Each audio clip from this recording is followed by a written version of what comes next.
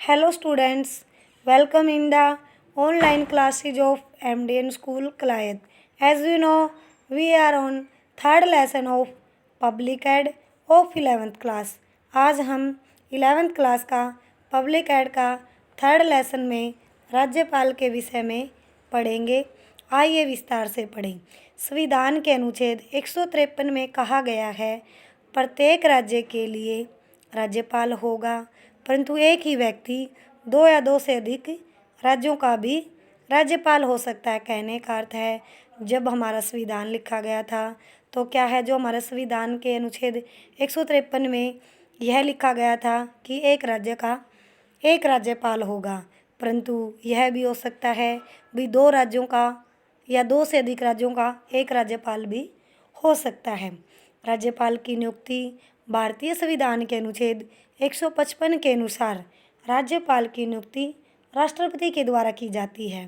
पिछले कई वर्षों से राज्यपाल की नियुक्ति के संबंध में दो परंपराएं प्रचलित हैं, जिनका पालन किया जाता है। प्रथम परंपरा के अनुसार ऐसे व्यक्ति को किसी राज्य का राज्यपाल नियुक्त किया जाता है जो उस राज्य का निवासी नहीं होता। इसी परंपरा का अध्ययन 25 अगस्त 2018 को हरियाणा के वर्तमान राज्यपाल श्री सत्यदेव नारायण आर्य को नियुक्त करते समय रखा गया था। इस प्रथा के पीछे यह भावना है कि ऐसे व्यक्ति उस समय की दलगत राजनीति से ऊपर उठकर राज्य में काम कर सकेगा, परंतु कई बार इस परंपरा का उल्लंघन करते हुए कई व्यक्तियों को अपने राज्य का राज्यपाल नियुक्त किया गया। जैसे डॉक्टर H.C. मुखर्जी को पश्चिमी बंगाल के राज्यपाल के रूप में तथा सरदार उज्जवल सिंह की पंजाब के राज्यपाल के रूप में नियुक्तियां ऐसे उदाहरण हैं।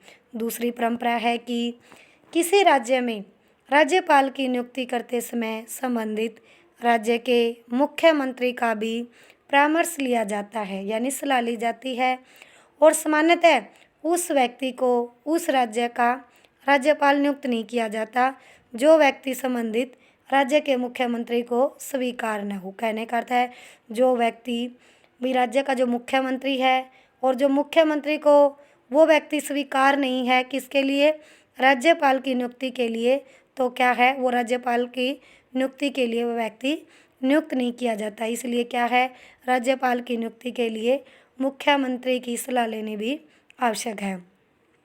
1967 के चौथे आम चुनाव से पूर्व इस प्रथा के संबंध में कोई वाद विवाद नहीं था, क्योंकि राज्यों और केंद्र में कांग्रेस पार्टी की सत्ता थी। यानी कहने का अर्थ है, केंद्र सरकार में और राज्य सरकार में क्या है, कांग्रेस की सरकार थी। परंतु जब चौथे आम चुनाव के पश्चात कई राज्यों में गैर कांग्रेसी सरकारों की स्थापना होने लगी। कहने का अर्थ है भी दूसरी और पार्टियों की राज्यों में सरकार बनने लगी, तो इस प्रथा का उल्लंघन किया गया। जैसे क्या है, कौन सी प्रथा का, कि भी जो मुख्यमंत्री की सलाह लेकर राज्यपाल की नियुक्ति करना। जैसे फरवरी उदाहरण के तौर पर 1988 में H.N.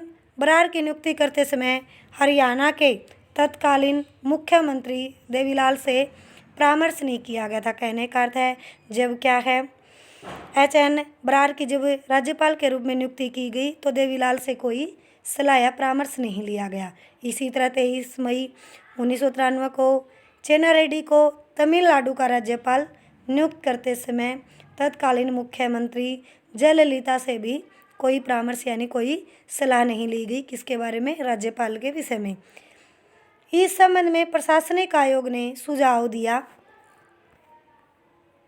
कि राज्यपाल की नियुक्ति राज्य के मुख्यमंत्री की सलाह से की जानी चाहिए। जब किसी कारण से राज्यपाल का पद रिक्त हो जाता है तो उस राज्य के उच्च न्यायालय के मुख्य न्यायाधीश को कार्यवाहक राज्यपाल नियुक्त किया जाता है। कहने का अर्थ है, जो राज्य का उच्च न्यायालय का जो न्यायाधीश होता है वह राज्यपाल के रूप में वहाँ कार्य करता है। जैसे बिहार के मुख्य न्यायाधीश श्री KBN सिंह ने 6 मास से अधिक वहाँ राज्यपाल के रूप में कार्य किया था। इसके अतिरिक्त किसी अन्य पड़ोसी राज्य के राज्यपाल को अस्थायी तौर पर नए राज्यपाल की नियुक्ति होने तक वहाँ का कार्यभार संभालने को दिया जाता है। राज्यपाल का चुनाव क्यों नहीं होता? संविधान सभा में जब राज्यपाल की नियुक्ति के विषय में वाद विवाद चल रहा था, तब उस समय राज्यपाल के चुनाव की भी चर्चा हुई। कहने का यह था कि भाई जो राज्यपाल के चुनाव होते थे उसके बारे में भी बातचीत हुई और राज्यपाल के पद के संबंध में विधानसभा की प्रांतीय संविधान समिति ने सुझाव दिया कि राज्यपाल का भी सर्वसाधारण जनता द्वारा वैश्विक मताधिकार के आधार पर चुनाव किया जाना चाहिए। कहने का अर्थ है भी राज्यपाल का भी आम जनता के द्वारा वोटों के द्वारा राज्यपाल का चुनाव होना चाहिए। यह विचार उसकी इस धारणा के अनुकूल था कि प्रत्येक राज्य को संघ की इकाई होने के नाते अधिक से अधिक स्वतंत्रता की स्थिति प्राप्त होनी चाहिए। इस सुझाव के अतिरिक्त संविधान सभा में 2 और अन्य सुझाव दिए गए। प्रथम, राज्य विधानमंडल के द्वारा अनुपातिक प्रतिनिधित्व के आधार पर राज्यपाल का निर्वाचन किया जाएगा।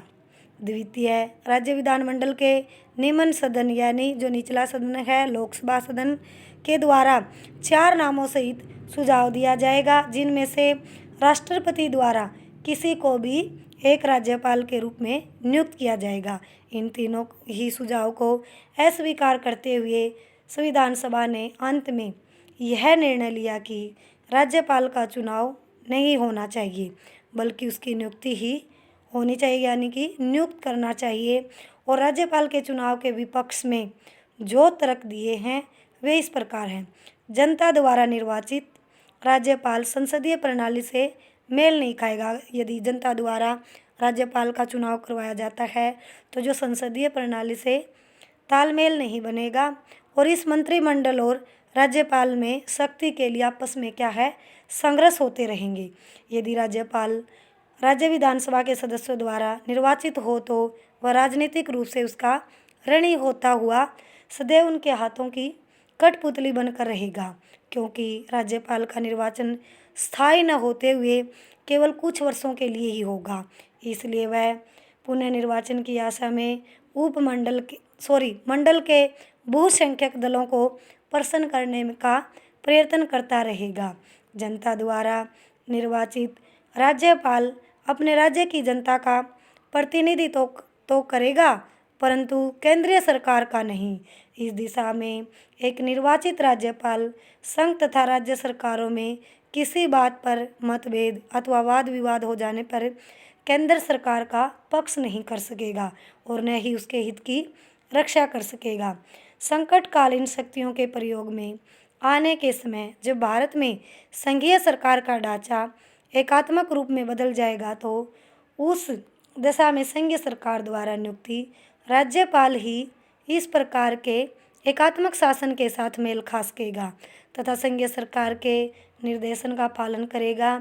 एक निर्वाचित राज्यपाल के लिए संघीय सरकार का प्रतिनिधि बनकर कार्य करना संभव नहीं हो पाएगा।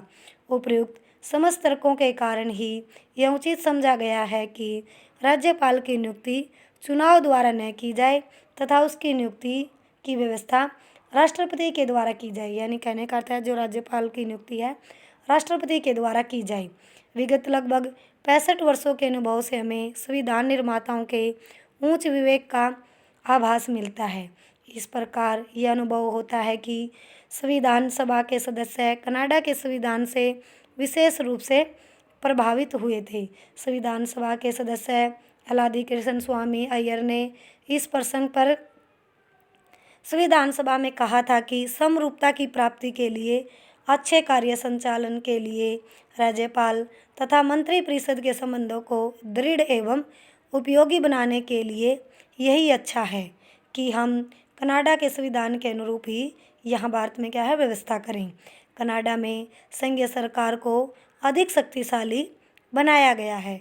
वहाँ प्रांतीय राज्यपालों की नियुक्ति गवर्नर जनरल द्वारा की जाती है तथा वह गवर्नर जनरल की कृपा दृष्टि द्वारा ही अपने पद पर रह सकते हैं। भारत में भी कनाडा की भांति राज्यों के राज्यपाल राष्ट्रपति द्वारा नियुक्त किए जाते हैं तथा वे राष्ट्रपति की कृपा दृष्टि के कारण ही अपने पद पर बने रह सकते हैं। इस प्रकार हम देखते हैं कि राज्यपाल की नियुक्ति के संबंध में संविधान राष्ट्रपति को पूर्ण शक्ति प्रदान करता है तथा दूसरे शब्दों में राज्यपाल संघीय सरकार द्वारा नियुक्त किया हुआ एक प्रतिनिधि यानी एक नेता होता है, प्रतिनिधि होता है। पिछले कई वर्षों से राज्यपाल की नियुक्ति करते समय उनका क्या है, विशेष ध्यान रखा जाता है। किसका? राज्यपाल का। आज हम यहीं तक पढ़ेंगे और जो मैंने ये टॉपिक पढ़ाया है इस टॉपिक को आप अच्छे से रीड करोगे। Thank you students, have a nice day. घर पर रहें, सुरक्षित रहें।